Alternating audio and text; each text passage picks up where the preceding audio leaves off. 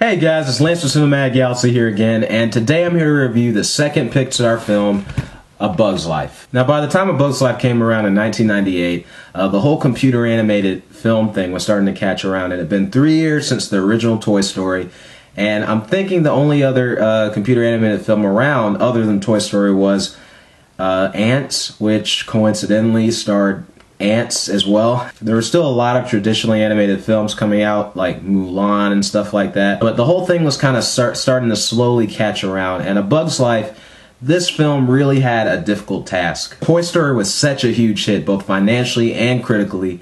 It was so popular, it was really a pop culture phenomenon. And A Bug's Life just had a very daunting task of not so much surpassing Toy Story, but just living up to it. Now, Pixar had to show that they were for real. They had to show that they weren't just a one-hit wonder. They had to show that they were actually a talented group of people that knew how to write stories and make films. They had to keep people interested, and that was really what A Bug's Life had to do. The first Toy Story was what put Pixar on the map. A Bug's Life was a film that had to cement Pixar's place on the map. The story of this movie is very simple. It basically revolves around this ant colony, and basically, I guess every year or so they harvest food for the grasshoppers. They come pick up, and the grasshoppers are all just a bunch of big bullies. You know, they fly around. They're ugly and mean, and you know, and they take all the food and then just go back to their lives.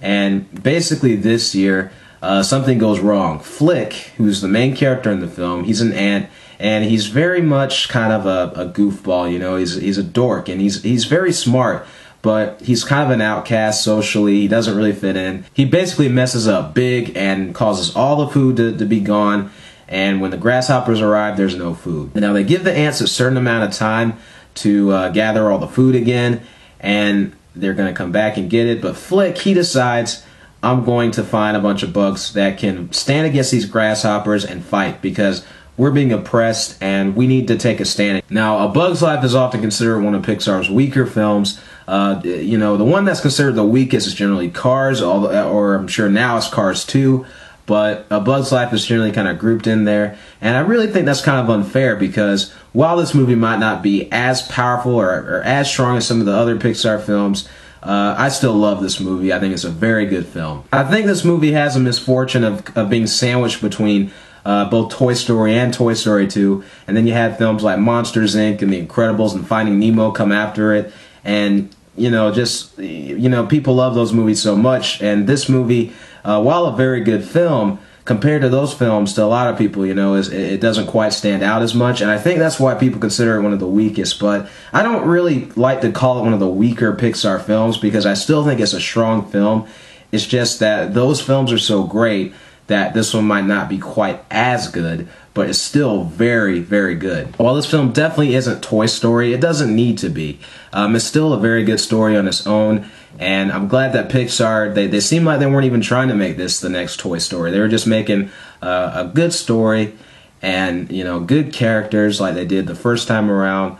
And you know, I mean, you were into it. You know, you're into this film when you watch it. The story's interesting, the characters are colorful, and they're interesting and funny. It seems like they weren't trying too hard. They just did their gut instinct. They adapted a good story. They even advanced on the animation. And by the way, the animation in this film is really great, and especially back for 1998. I mean, the way that they did the grass and the water and just all that stuff, I still think it's very impressive. I think one of the biggest innovative techniques that this film had, because these characters are insects, we're basically seeing the world from their point of view, and I think that is so great. You know, as a kid, I didn't even think about it, because they would show things like little drops of water that the ants could just like pick up in their hands and stuff like that, and I used to be like, wow, that's cool, but I don't know how they're doing that. I never thought about actually that this movie was filmed to where we were down to the size of the ants, and we were seeing the world from their point of view, from the scale that they see it in.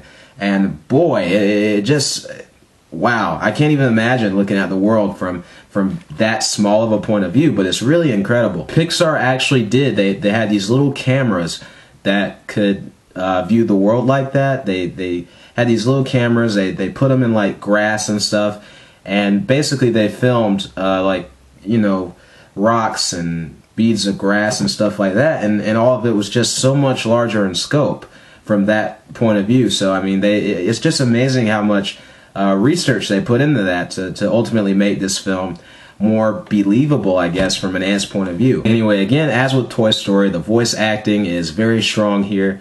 You know, you've got, you know, overall the people do justice to their characters. I think the most notable in this film is Kevin Spacey as Hopper. He's a villain of the film, and he's just fantastic, very menacing, very creepy. The animation on Hopper also is spectacular. The design of him, he's just so creepy. I think he's one of the best Pixar villains, honestly. Now, I failed to mention Randy Newman doing the score for Toy Story in my previous review, but he did a great score for Toy Story, in my opinion. Completely captured the mood for that film, and also some great songs. And he also does a score for A Bug's Life. And again, it's just very, it just really captures the mood of the story very well, and it just has a certain distinctive flavor to it that I really, really like. And also, while this film is not as clever as Toy Story in terms of the jokes and the humor, I still find it incredibly funny, and it does have some clever moments here and there. But there are some laugh-out-loud moments in this film for me. One of the laugh-out-loud moments to me is when we're first introduced to the circus bugs, who,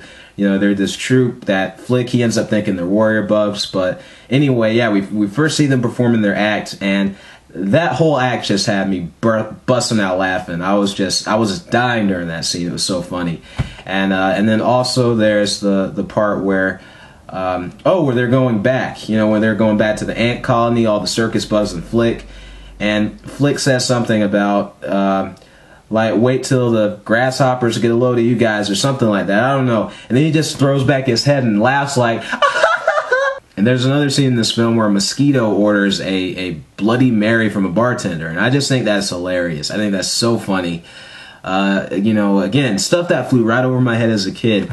But, you know, that's the type of humor that Pixar does so well. And it's not too inappropriate for kids, but it gives adults a good laugh. There's also this hilarious scene. It's a very dark bit of comedy, but basically it's where the grasshoppers are all relaxing. They're on break. They're doing the maraca and partying and stuff. And basically, Hopper asks the grasshoppers, he starts talking to them about how this one ant, Flick, has decided to take a stand against them.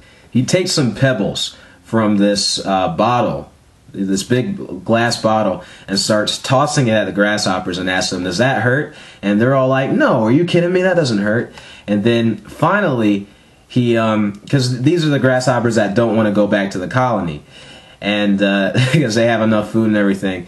So then Hopper, finally, he just takes the cork and lets all the pebbles fall on them, crushing them to death, which is pretty dark for a Pixar movie, I would say, but it had me laughing my head off.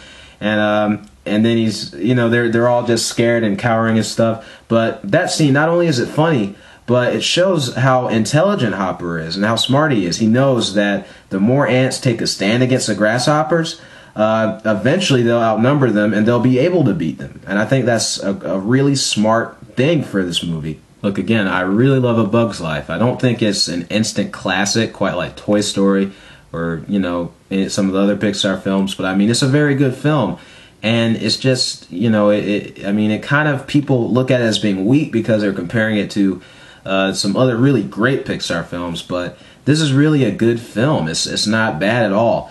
And, you know, as far as flaws, I really am hard-pressed to think of flaws with this film. I mean, maybe it gets a little silly at times here and there, but there's really not a whole lot I can think of that's wrong with this movie, not at all.